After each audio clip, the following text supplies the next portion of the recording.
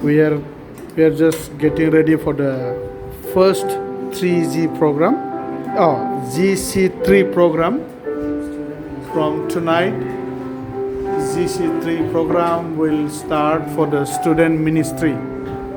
Here, recently just finished the registration about 55 plus. We are expecting around 60 students for the GC3 for the first time.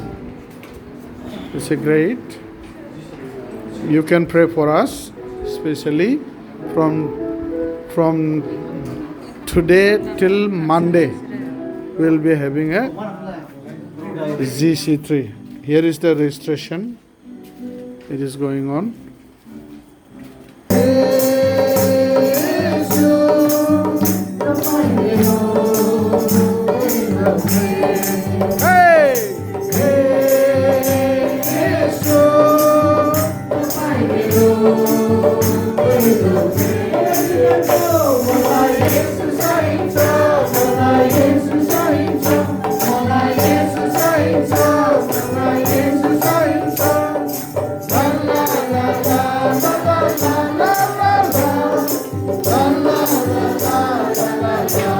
हामबाय होनदों दिनैनिफ्राय मोजांथार सम मोननायनि थाखाय आरो नोंसोरजों लोगो मोनलायनायनि थाखाय आसा खालामदों बे सानथाम सानब्रैनि गेजेराव नोंसोरो साफ्रोमबो थांफिननाय समाव माबा मोनसे मोननानै थांगोन आरो जिउआव माबा मोनसे गोनां जानानै थांगोन आसा खालामो राइट प्रेज द लर्ड DTSनि स्टुडेन्ट मुङा फ्रेन्स इसवारि आं राजपुर नाम्बार 1 BHनिफ्राय आं बिश्वनाथ डिस्ट्रिक्टनिफ्राय आरो आं टुवेल्भ एग्जाम होदों आंनि मुङा बिपिन बसुमतारी बिश्वनाथ डिस्ट्रिक्टनि सिङाव थानाय गहपुर नाम्बार 1 राजपुर नाम्बार 1 BHनि आरो सेकेन्ड सेमिस्टार फरायदों मोजां जादो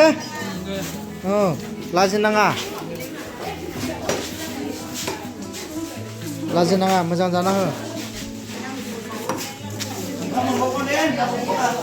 ओंखामखौ जानो हानाय बायदिल' ला दे जानो हायाबा बारा लानाङा जानो हानाय बायदिल' ला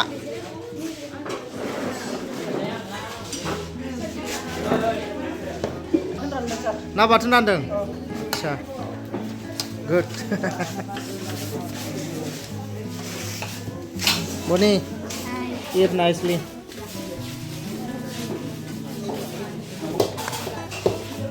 गोसो मोनसेयै नों फोरबोखौ बाख्नायगोन आरो नोंनि गासैबो आसरित मावनायफोरखौ फोसावगोन। आङो नोंनियाव खुसि जानानै रंजागोन। गोजौनि इसोर, आङो नोंनि नामखौ मोनथाय बुंनानै बाख्नायगोन। आंनि सिनायजानाय मोनसे माबायदि मोनगोन? हा? बिराद खुसि मोनगोन ना मोना? राइट? बिराद खुसि मोनगोन।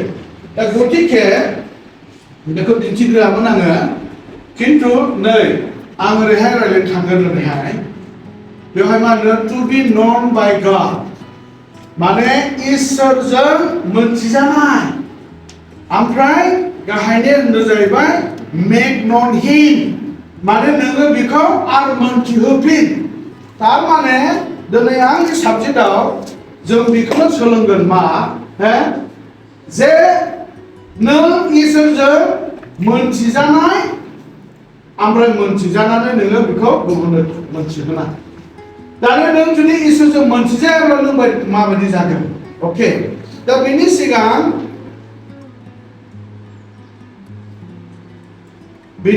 आं नैबेखौ नायनो लुबैदों नैबे गेदेर आखरावहाय नायदो youth for the great commission जोंनि बे फिफ्थ स्टुडेन्ट मिनिस्ट्रिनि टीमा जाहैबाय माने youth for the great commission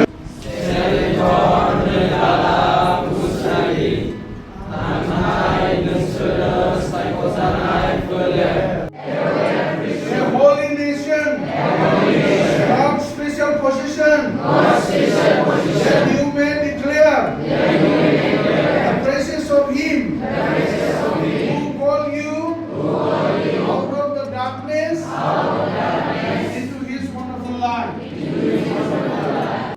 break time साहा लोंदों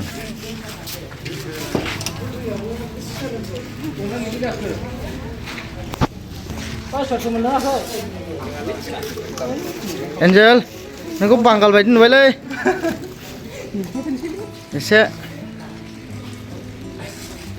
माखासे लोंफैयाखै नामा लोंफैजोब्बाय आंबो लोंनोसैलै होमबा साहा गोजा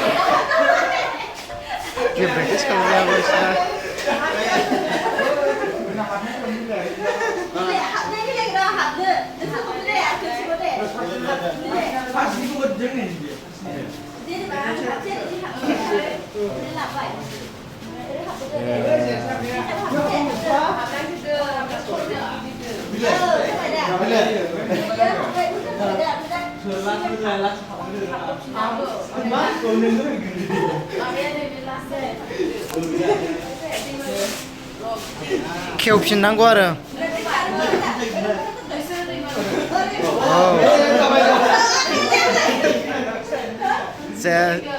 गिदिंनांगौ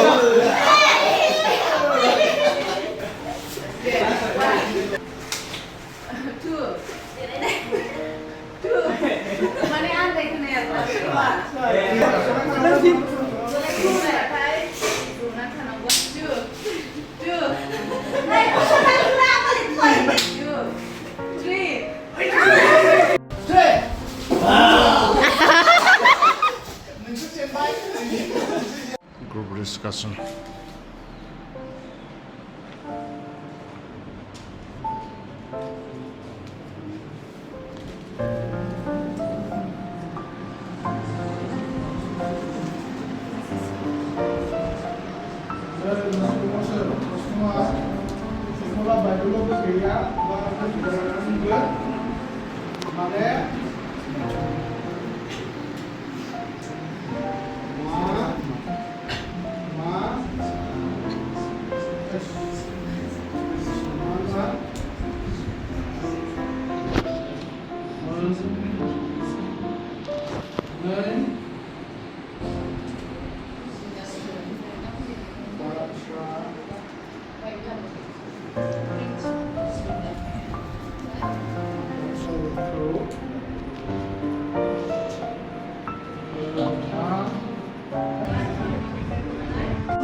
Christ believer.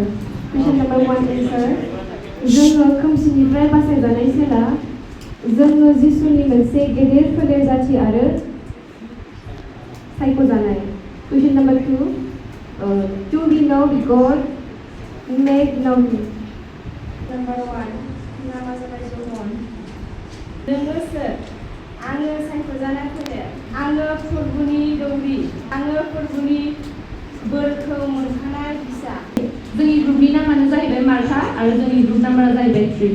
फार्स्ट कुइसन नाम्बाराव दङमोन नोङो सोर? बेवहाय जोङो जोंनिफ्राय जोंनि ग्रुपनिफ्राय लिरदों. 1 नाम्बारा जाहैबाय जोङो बिनि सायख'जानाय फिसाफोर. सेकेन्ड नाम्बाराव दङ जों इसोरनि साबसिन हामजा जानाय दौरिफोर. थार्ड नाम्बाराव दङ इसोरा गावनो सोमोनांथाव खामानिफोरखौ मावनो थाखाय जोंखौ थिनहरदों.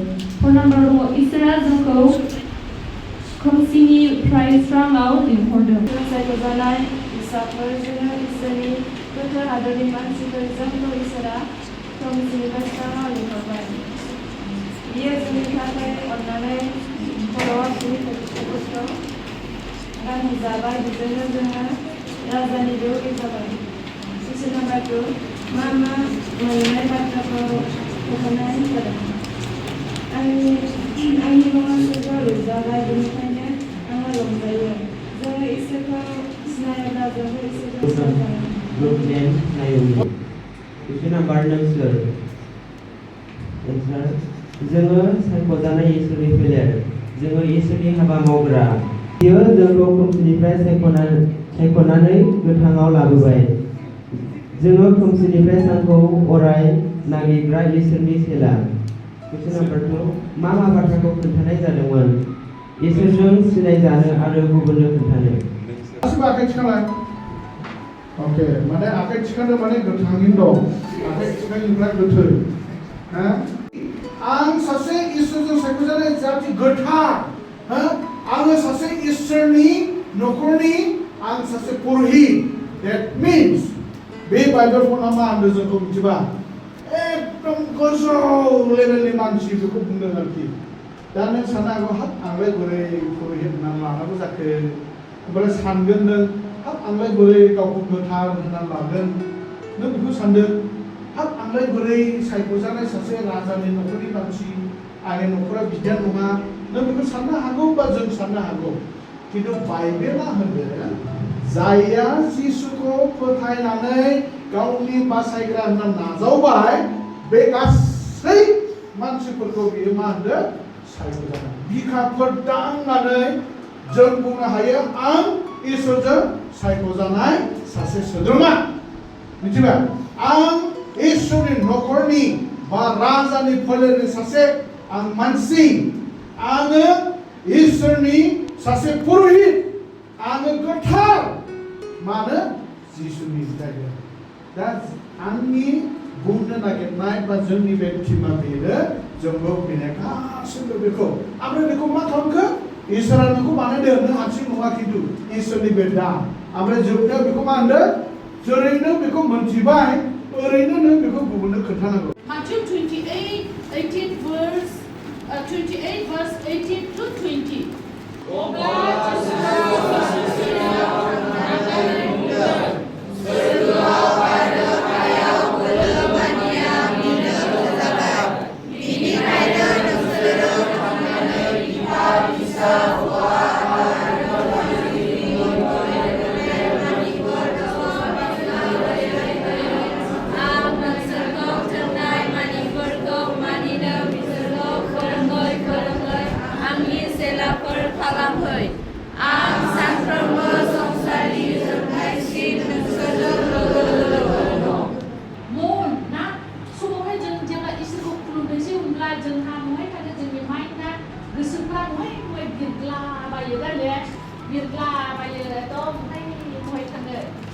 जेब्ला इसोरखौ खुलुमनो फैयो अब्ला इसोरखौ खुलुमनाय समावहाय जोंनि जेसेबां माने जोंनि गोसो गोसोजों मोदोमखौबो आं बुंबाय दहाय नोंहा मोदोमावहाय जोंहा मा दङ बोलो दङ ना बोलो दङ जोंनि इसोरखौ अननाया जे जों सोरखौबा हेफाजाब होनाय मोजां खामानि मावनाय नोंनि आथिं आखाइजों माबा मोनसे मोजां खामानि मावनाया बेखौ इसोरखौ अननाय जाहैबाय ना इसोर सोरनिबा नांगौ समाव जों हेफाजाब होदों थाखा फैसा जों हेफाजाब होनो हायाब्लाबो जोंनि मोदोमजों जों जुदि माबा मोनसे मोजां खामानि मावोब्ला इसोरखौ अननाय जायो ना जों गिर्जायावहाय फैदों माजों फैयो जोङो निश्चय जों थाबायनानैबो फैयो गारि घोड़ाजोंबो फैयो खिन्थु जोंथ' मोदोम जों एटलिस्ट नों मोदोमखौ जेब्ला मोदोमजों अननांगौब्ला जोङो मोदोमखौ दलदबो जोङो दोननाङा ना मोसानांगौ आखाइ खबनांगौ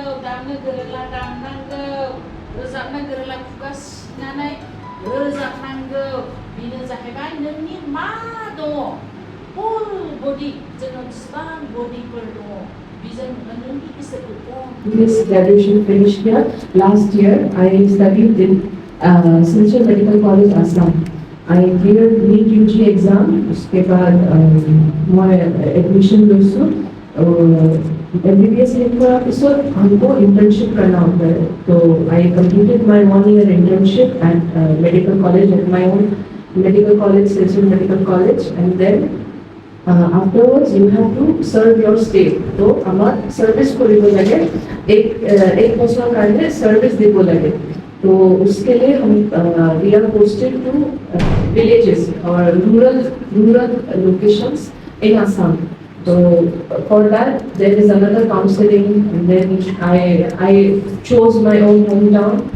Because I am from Udalguri, so I came here and I am currently doing my 1 year of rural service. So I am working at Udalguri Block Primary Hospital as a medical officer. So this is my introduction. So I will be sharing with you guys about my journey as a student. As a student navigating entrance exam, NEET, UG, and then choosing to become a doctor. Afterwards, how tough the selection process is, and then going through medical school, and above all of this, of course, Jesus is there, and a big hand of Jesus is there. So I will be sharing with you my journey, and with that my testimony as well, and also about NEET exam. So. Only because of my church leaders and Sunday school teachers, I got to know about Jesus Christ, and I learned prayer, I learned how to read Bible, I learned everything. Speaking to you as a doctor, but all of you are talented and gifted students. God ने आप सबको gift दिया है और एक purpose है आप लोगों का. It could be anything. It could be as a doctor, as a teacher, as an artist, dancer, singer, someone who serves at the church, someone who is a good homemaker, you will be mothers and fathers to your kids. So we have a big responsibility on this earth. So it's very hard. That is why you cannot forget MBBS and post-graduation, study to be a surgeon, anything else. Even this is so hard. Even navigating your life after class 12. What will you do after 12? It is so hard. So you have to wholeheartedly dedicate it to Jesus. No? गोनां दाम गोसा मान गोनां आङो नोंखौ अनो बिनिखायनो आङो नोंनो लागै मानसिफोर बे अनोसिम होनोसै ना अनोसिम बेयाव जोङो बिनि सिगां नुबो दङ दा मा नांगोन दाम गोसा नोंसोर इसोरा दाम गोसा होनदों बे भेलु होदों आरो जाय भेलु होदों जोङो बे बाल्थिंनि दैखौ दैखौ नाङालासिनो आखाइखौ गिसि खालामालासिनो जों माब्लाबाबो बोखांनो हाफिननाय नङा होमबा थिग बेबायदिनो जेब्ला जोङो जोंनियाव इसोरनि जिउआ जोंखौहाय बेंनानै लागोन नङा होमबा जेब्ला इसोरनि जिउआ जोंखौ बेंनानै लागोन सैताना जोंखौहाय दांनो नागिरबा हागोन जानो हाया मानो होनबा इसोरनि जिउआ जोंखौ बजबनानै दङ नङा होमबा बै बाल्थिङाव जेरै दैयाहायो बै ग्लासखौहायो खोबनानै लादों ओमफ्राय दैखौ दाङाब्लानो बथलखौहाय जोङो बोखांनो हाया ग्लासखौ नङा होमबा थिग बेबायदिनो सैतानाबो जेब्ला जोङो इसोरनि जिउजों दैदेनजागोन सैताना जोंनियाव दांनो हानाय बोलो गैया एक्सेस अके जोंनि सायावहाय गोहो एक्टियार गैया मानो होनबा इसोरनि जिउआनो जोंखौहायो कभार खालामनानै दोनजोबगोन अके नाथाय दाना आं मोनसेबाव सानबावदो जे बे गिलासखौ जोङो बख'फिनबाय दैनिफ्राय बख'नानै बाहेरायाव लाबोनानै जोङो अन्थाइ सोबाय बे दैयावहायो अन्थाइ सोनानै बे गिलासनि दैयावहाय जों अन्थाइखौ सोबाय दाना सोनानै मा जाबाय दैयाथ' गोलैदोंना गोलैयाखै गोलैनानै मा जाबाय सिङाव अन्थाइ थाबाय सायाव दै थाबाय नङा होमबा दाना दैनि सिंनिफ्राय जों अन्थाइखौ बख'फिनबाय मा जाबाय बख'फिनबा मा जायो दैया फुल जागोन नामा जायाना स' बै अन्थाइया मा होनो पाप अके जाय पापा जोंखौहायो जोंनि इसोरनि जिउजों जों पाप नङा होमबा जों मिथिगौ इसोरनि बाथ्राखौ मिथिगौ हदाय जों सोलोङो